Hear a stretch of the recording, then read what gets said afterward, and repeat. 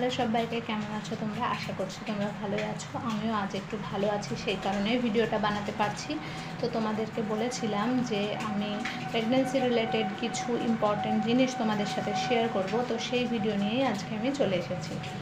তো এখন আমার 3rd ট্রাইমেস্টার চলছে, এই প্রেগনেন্সি জার্নিটা প্রায় শেষের দিকে।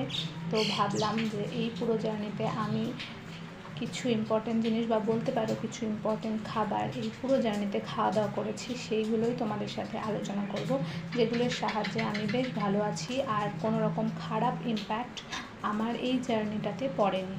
তো সেগুলোই আজকে তোমাদের সাথে আলোচনা করব। আর একটা কথা, যে এই যেই খাবার বা জিনিসগুলোর কথা আমি বলবো সেগুলো কিন্তু আমি এমনিই বলছি না।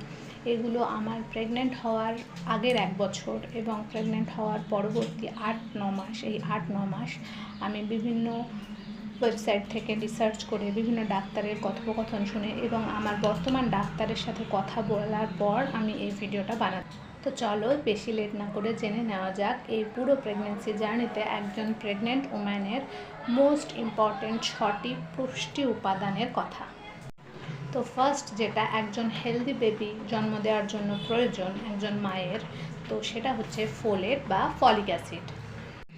সেকেন্ড হলো আয়রন, থার্ড হলো vitamin C, fourth omega 3 fatty acid, fifth calcium এবং সিক্সথ হলো ভিটামিন ডি। তো এখন তোমাদের প্রশ্ন হতে পারে এই জিনিসগুলো আমরা কোথা থেকে পাবো?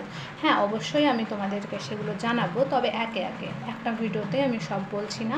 এরপরে পার্ট করে প্রত্যেকটা টপিকের ওপর একটা করে ভিডিও আসবে এবং কোথা থেকে তোমরা খুব সহজলভ্যভাবে এই জিনিসগুলো পাবে সেগুলোর ব্যাপারেও আমি তোমাদেরকে বলবো।